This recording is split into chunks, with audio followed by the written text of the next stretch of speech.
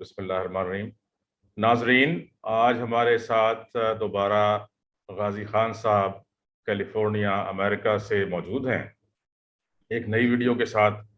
हम जैसे आपको मालूम है रोज़ाना एक नई वीडियो, एक नई टेक्नोलॉजी लेकर आते हैं और ऐसी टेक्नोलॉजीज आपको बताते हैं, ऐसी जो है तरकीबें आपको बताते हैं जिसके ज़रिए आपकी ज़िंदगी आसान हो सके।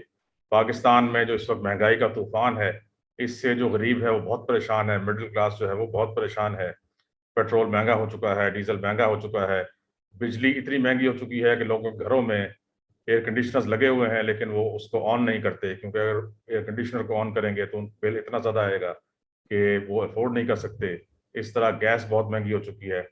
तो आज की हमारी जो टॉक होगी वो होगी एयर कंडीशनिंग से मुतालिक कि किस तरीके से लो कॉस्ट में घरों में एयर कंडीशनिंग प्रोवाइड की जा सकती है। गाजी खान साहब, आप अपना अमेरिका का एक्सपीरियंस में बताइए। Over to you. जी आज का जो मौजू है वो यही है कि फ्री एयर कंडीशनिंग हम कैसे दे सकते हैं। यहाँ पर एक बहुत ही दिलचस्प बात आ रही है सामने, वो ये है कि आप जहाँ भी खड़े हैं ज़मीन पर, सिर्फ ज़मीन से 6 फुट नीचे आपके पास एक एयर कंडीशनिंग का समुंदर फैला हुआ है, जिसको अगर आप टैप करें तो आपको फ्री एयर कंडीशनिंग मिलती है और आपको इतना ज़्यादा खर्चा करने की ज़रूरत है ही नहीं। सिर्फ बात इतनी है कि ज़्यादातर लोग कॉस्मेटिक्स में रहते हैं और कोशिश नहीं करते कि वो इस ज़ख़ीरे से फ़ायदा उठा सकें। मैं आपको इसमें थोड़ी सी तफसील बताता हूँ कि इसको अमेरिका में लोग कैसे निकालते हैं और उसका क्या फ़ायदा है। आम तौर पर जब गर्मियों का मौसम होता है और सर्दियों का मौसम होता है तो ज़मीन का जो ऊपर का दर्जा हरारत है वो बहुत तेज़ी से तब्दील होता है। जी यानी गाजी साहब, पहले ये अगर हो सके तो इसको फुल स्क्रीन कर लीजिए, ज़्यादा हमारे नाजरीन अच्छी तरह देख सकेंगे। मैं उसको कर लेता हूँ, एक सेकंड में मुझे एक मौका दीजिए, मैं इसको देख लूँ। इसका स्लाइड शो मैं ऑन कर दूं और फ्रॉम द बिगिनिंग ये आ गया।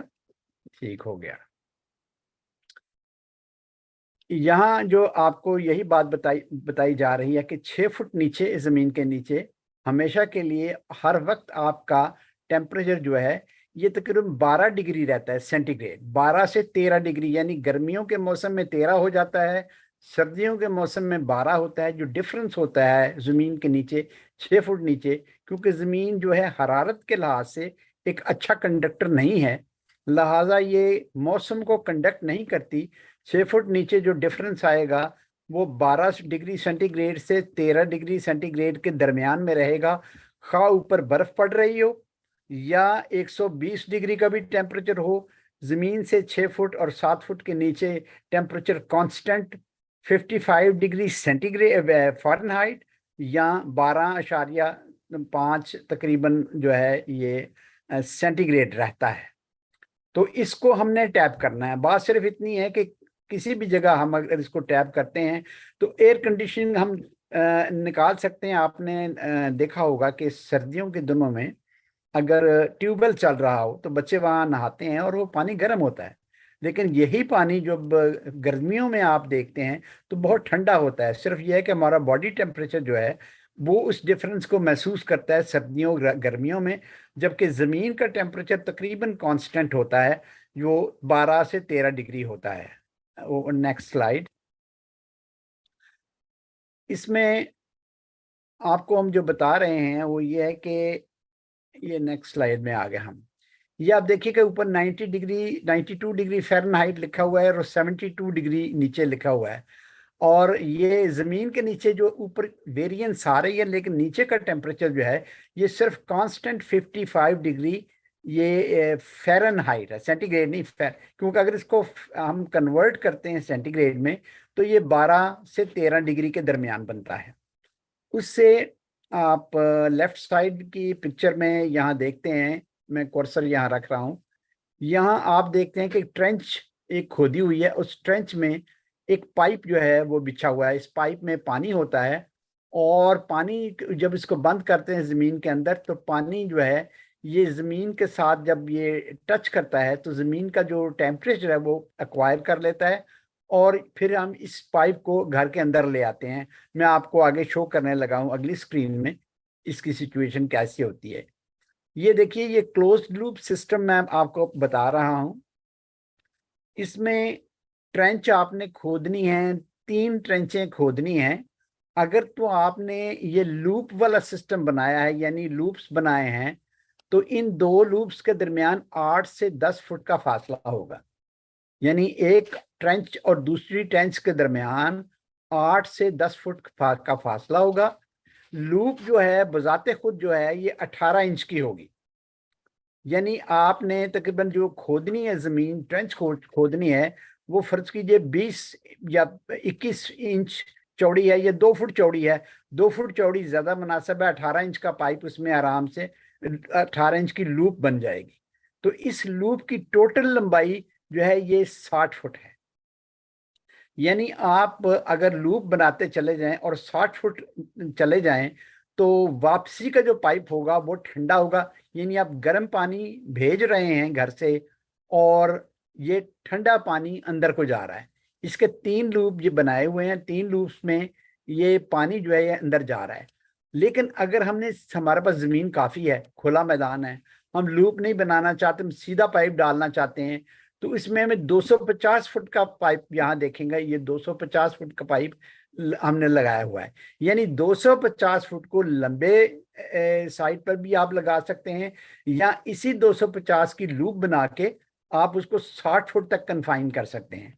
और फर्ज कीजिए आपके पास इतनी भी 60 फुट भी जगह नहीं है, तो फिर आप इसको वर्टिकल डाउन ले जाए, नीचे ले जाए, जैसे कुआं होता है वहां डाल दें, फिर भी एक ही बात है। मकसद हमारा सिर्फ ये है कि ये जमीन के साथ टच रहे। अब इसमें नेक्स्ट स्लाइड में हम ये देखते हैं कि ये जो हमारा पाइप है ये 0.25 इंच, 1 इंच या 1.25 इंच का है। ये पॉलीइथिलीन पाइप्स होते हैं। ये 100 से 400 फुट जो लंबाई में आपने लेना होता है, डिपेंडिंग अपॉन कि आपका घर का साइज कितना है और कितनी आपको पावर चाहिए। यहाँ देखते हैं कि इस घर में, इस तस्वीर में, एक तरफ से पाइप आ रहा है और दूसरी तरफ से जो है वो गर्म हो गया है। और गर्म, एक जो गर्म निकल रहा है, इसलिए गालबन सर्दियों का मौसम है, इसमें उनको हीट चाहिए। लिहाजा आप इस तस्वीर में भी देख सकते हैं कि जमीन के नीचे खोद के पाइप डाले हुए हैं, और वहां से ये जमीन की हीट को डंप भी कर रहे हैं, और कोल्ड कोल्ड जो सर्द उसका पानी है उसको घर के अंदर भी ले जा रहे हैं। एक ये भी एक सिस्टम है, इसमें भी पाइप लंबा वो लेके आए हैं और उसको जिग जैग करके स्प्रिंग की तरह बनाया हुआ है। और इसमें भी जियोथर्मल जो हीट है ये ले रहे हैं। जियोथर्मल एयर कंडीशनिंग का फायदा ये है कि गर्मियों में और सर्दियों में, दोनों मौसमों में आपको एयर कंडीशनिंग मिल जाती है। ये एक एक्चुअल तस्वीर है। इसमें वो उन्होंने क्या किया है कि वो पाइप्स को घर के अंदर ले आए हैं, और ये फर्श के नीचे उन्होंने लगा दिया है। जैसे जहां आप टाइल्स लगाते हैं उसके नीचे से पानी को गुजार दिया है। और इस तरीके से जब वो पानी जमीन के नीचे से होके आता है, तो सर्दियों में वो आपको गर्म लगता है और गर्मियों में आपको ठंडा लगता है, और आपका फर्श जो है उस हिसाब से जमीन के अंदर के टेम्परेचर के बराबर हो जाता है। ये देखें कि इसमें इस तस्वीर में उन्होंने जमीन को काफी खोद के, और उसमें तकरीबन 7 लूप्स जो हैं, डिफरेंट इसकी सिलसिले चला दिए हैं, लगा दिए हैं। ये गालबन को बहुत बड़ी कोठी है, जिसके लिए उनको ज्यादा लूप्स की तादाद चाहिए। लिहाजा उन्होंने बहुत ज्यादा, 1 2 3 4 5 6 7 7 डिफरेंट लूप्स उन्होंने यहाँ लगा दिए हैं। इस तस्वीर में आप देख सकते हैं कि ये तकरीबन 6 से 7 फुट गहरी ट्रेंच है। इस ट्रेंच में उन्होंने लूप्स लगाई हुई हैं, और उसको वो जो है प्लास्टिक की टाइज जो हैं उसके साथ उन्होंने रीइंफोर्स किया है। आम तौर पर ये करते हैं, इसमें पहले पानी डाल देते हैं ताकि मिट्टी वगैरह इसके साथ मिक्स हो जाए, इसके साथ टच करनी शुरू कर दे। उसके बाद उसके ऊपर मिट्टी डालते हैं ताकि वो जमीन के टेम्परेचर को सही तरीके से एब्जॉर्ब कर सके। ये एक और तरीका है। ये अगर आपने हरारत ये सर्दियों में लेनी हो, हीट लेनी हो, तो यहाँ काले रंग की टाइल लगा के और टाइल्स के ऊपर उन्होंने काले रंग का पाइप जो है वो लूप में रख दिया हुआ है धूप में। तो ये जितनी धूप पड़ती है कि सारा का सारा पाइप जो है ये गर्म हो जाता है, और इस गर्मी को वो सर्दियों में घर के अंदर ले जाते हैं। ये भी चंद तस्वीरें, एक्चुअल तस्वीरें आप देख रहे हैं अमेरिका में। ये घरों के बाहर उन्होंने लूप सिस्टम इसका लगाया हुआ है, और यहाँ से जियो थर्मल एनर्जी जो है ये फ्री में ये ले रहे हैं। ये भी एक्चुअल तस्वीरें मैं आपको दिखा रहा हूँ कि किस तरह घरों में ये चीज़ें लगा रहे हैं, और ज़मीन में इन्होंने ये लूप्स ये लगाए हैं। और जब इसको अपने कंट्रोल रूम में या किसी गराज में लेके जाते हैं, तो वहाँ उन्होंने हीट एक्सचेंजर रखा हुआ है। अब आपको थोड़ी सी मिसाल इसकी हीट एक्सचेंजर के बारे में भी बता देता हूँ। इस तस्वीर में भी जो है आप देखिए कि ऊपर वाली लेफ्ट साइड वाली जो तस्वीर है, इसमें उन्होंने पानी डाला हुआ है और पानी के ऊपर पाइप डाले हैं, और उसके ऊपर ये मिट्टी डाल देंगे। यहाँ देखें राइट साइड पे जो इसका जो क्रेन से वो डाल रहे हैं, मिट्टी डाल रहे हैं इसमें कैट बॉब से। तो यहाँ ये है, इससे मिट्टी भर देंगे और ये जमीन की जो सर्दी और गर्मी को कैप्चर कर लेगी। इससे नीचे वाली तस्वीर जो है उनके गराज की है, जहाँ वो गर्म पानी का उनका जो गीजर वगैरह है वो रखा हुआ है। इस तस्वीर में भी आप यही चीज देख रहे हैं कि फर्श में उन्होंने जमीन के नीचे पाइप जो है वो बिछा दिए हुए हैं, ऊपर टाइलें लगा देंगे, ताकि उनका फर्श जो है, होता ये है कि सर्दी जो है ये हमेशा जमीन के नीचे से आती है और गर्मी छत से आती है। तो इन्होंने जमीन के नीचे से उसको जो है टेम्परेचर को इवन कर देंगे, ताकि जो उनके फर्श जो है वो मुनासिब टेम्परेचर उनका हो, और ना सर्दी आए ना गर्मी आए। ये एक सप्लाई सिस्टम है, सिर्फ घर की को हीट करने के लिए। इसको रेडिएंट फ्लोर भी कहते हैं। यहाँ ये करते हैं कि ये पाइप्स जो हैं, ये कॉपर पाइप्स होते हैं, ये फर्श के नीचे बिछा देते हैं, जिस तरह फोटो में दिखाया गया है। तो इस तरीके से एक तरफ से सप्लाई है, दूसरी तरफ से रिटर्न है। तो एक तरफ से गर्म पानी जाता है, दूसरी तरफ से गर्म पानी वापस चला जाता है। तो इस तरीके से भी घरों को गर्म और ठंडा रखा जाता है। इन अ वे आप समझ सकते हैं कि ये भी एक तरह का हीट एक्सचेंजर है। इससे आगे जाने से पहले मैं थोड़ी सी आपको तफसील ये भी बता दूं कि जो हीट एक्सचेंजर होता है, बेसिकली अगर आपके पास कोई ऐसी चीज नहीं है, तो किसी भी गाड़ी का रेडिएटर आप ले लें। रेडिएटर जो है ये भी हीट एक्सचेंजर होता है। रेडिएटर में जो आपके पाइप जमीन से निकल रहे हैं उसके अंदर दे दें, और उसका आउटलेट जो है ये उसमें वापस डाल दें, तो भी ये आपका रेडिएटर जो है ये काम करेगा और घर को ठंडा रखेगा। ऑल यू नीड कि इसके आगे आपने एक फैन लगा देना है। और फैन ये एक और इसमें मैं चीज मेंशन करना चाहता हूँ, वो ये है कि जो आने वाला पानी है और जाने वाला पाइप है और आने वाला पाइप है, इन दोनों का जो हेड है, यानी कि दोनों को अगर आमने सामने रखें, और उसमें अगर आपने 2 इंच का हेड रखा हुआ है, यानी जो पाइप जा रहा है और जो पाइप आ रहा है पानी पानी से भरा हुआ, उसको अगर आप 2 या 3 इंच एक को उठा दें, और उसके आगे जो आपका पंखा है, पंखे की जो शाफ्ट है उसको पीछे को थोड़ा सा निकाल दें, और वहां एक छोटा सा टॉय मोटर नहीं होती, जो बच्चों के टॉय वाली मोटर होती है, वो भी काफी है इसको सर्कुलेट करने के लिए। क्वेश्चन ये है कि पानी तो जमीन में है, अब इसको सर्कुलेट भी तो करना है, ताकि उसकी ठंड जो है हम पंखे के जरिए ले सकें। तो उसका तरीका यह है कि वहां एक छोटा सा पंप चाहिए हमें, और वो जो पंखा आपने आगे लगाया हुआ है उसी की शाफ्ट से हम छोटा सा पंप लगा के, तो उसको हम पानी को घुमा सकते हैं, सर्कुलेट कर सकते हैं। क्योंकि इसका हेड जो है ये तकरीबन 2 इंच हमने रखा हुआ है, तो उसमें पानी को, मोटर को जोर नहीं लगाना पड़ेगा, कुछ भी जोर नहीं। और बिजली का खर्चा जीरो होगा ऑलमोस्ट, क्योंकि आपके पास जो टोटल बिजली का खर्चा है वो एक पंखे का खर्चा है। एक पंखे के खर्चे पर आप पूरी की पूरी बिल्डिंग को एयर कंडीशन कर सकते हैं। अब जो नई तस्वीर मैं आपको दिखा रहा हूं, ये एक साइंस का दूसरा असूल है। ये उन लोगों के लिए है जो गर्मियों में घर को तकरीबन 5 डिग्री ठंडा करना चाहते हैं।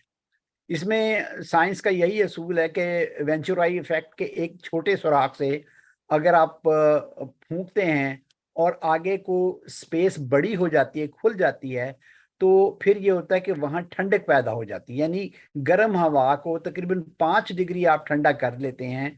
ये ऐसे ही है कि जैसे आप आराम से अपने बाजू पे सांस फेरें, सांस लें करीब आके बाजू को, तो आपको गर्म लगेगा। लेकिन अगर जोर से फूंक मारेंगे, यानी मुंह को छोटा करके प्रेशर से देंगे, तो उससे ये होगा कि आपको ठंडक फील होगी। इसी असूल पे ये होता है कि ये इन्होंने बोतलें रखी हुई हैं, किसी किस्म की भी बोतल लेके, और उसको सीमेंट में डाला हुआ है। बाहर से इन सुराखों से हवा, गर्म हवा आती है और अंदर आके ये तकरीबन 5 डिग्री का फर्क पड़ता है। वो इन लोगों के लिए जो एयर कंडीशनड या जियोथर्मल एनर्जी अफोर्ड नहीं कर सकते, ये उनके लिए है। यहाँ फ्रांस की एक तस्वीर है कि फ्रांस में उन्होंने बाई लॉ जो है, बिल्डिंग के ऊपर उन्होंने कहा या सोलर पैनल लगाएं या घास लगा दें। तो यहाँ लोगों ने घास लगाई हुई है, तो उनकी छतें ठंडी रहती हैं और गर्मियों में उनको जो है ये प्रॉब्लम इस तरह का नहीं पड़ता। ये इस तरह मिलियंस ऑफ वॉट जो है ये सेव किए जाते हैं। ये एक और छोटा सा तरीका है, इसमें भी आप देख रहे हैं कि सनलाइट पड़ती है, गर्मी आ रही है, और इसके 2 पाइप निकाल के उन्होंने कमरे में दे दिए हैं। निचले वाला हिस्सा है, वहां से जो है वो कोल्ड एयर ऊपर को जाती है, सनलाइट से गर्म होती है, और ऊपर वाले हिस्से से हॉट एयर जो है वो कमरे के अंदर दोबारा आ जाती है। एक थर्मोस्टेट उन्होंने साथ में लगा दिया हुआ है। तो ये बड़ी सिंपल सिंपल सी बातें होती हैं, इंतहाई आसान सी, जिससे आप जो है ये बिजली जो है इसकी बड़ी बचत भी कर सकते हैं, और मुफ्त में एयर कंडीशनिंग जो है ये भी आपको मिल जाती है। उम्मीद है कि आपको थोड़ा सा इससे फायदा होगा और बिजली की काफ़ी बचत होगी। ओवर टू यू बिशार, डॉक्टर बिशारत। जी, बहुत शुक्रिया। बहुत ही इंफॉर्मेटिव आज की आपकी वीडियो थी। और मैं समझता हूं कि अगर इस टेक्नोलॉजी को इस्तेमाल पाकिस्तान में किया जाए तो मेरे ख्याल से तकरीबन कोई 20,000 मेगावाट्स पाकिस्तान में इस वक्त आज के दिन जो है वो एयर कंडीशनिंग पर खर्च हो रहा है। मैं आपको उसकी वजह इस तरह बताता हूं कि सर्दियों में हमारी जो कंजम्पशन है पाकिस्तान में वो 7,000 मेगावाट्स की होती है। अब अगर आप वीडियो पर आ जाएं तो 7,000 मेगावाट्स होती है सर्दियों में, और गर्मियों में ये बढ़कर 27,000 मेगावाट्स पर चली जाती है। सिर्फ इसलिए बढ़ती है कि हमारे पास जो है गर्मियों में एयर कंडीशनिंग की जरूरत बहुत बढ़ जाती है।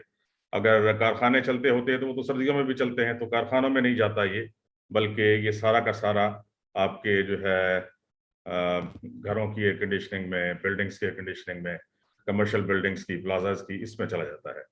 तो अगर ये टेक्नोलॉजी यूज की जाए, इसको ग्राउंड सोर्स हीट पंप भी कहते हैं, और ये टेक्नोलॉजी पाकिस्तान में हमने इंट्रोड्यूस करवाई थी।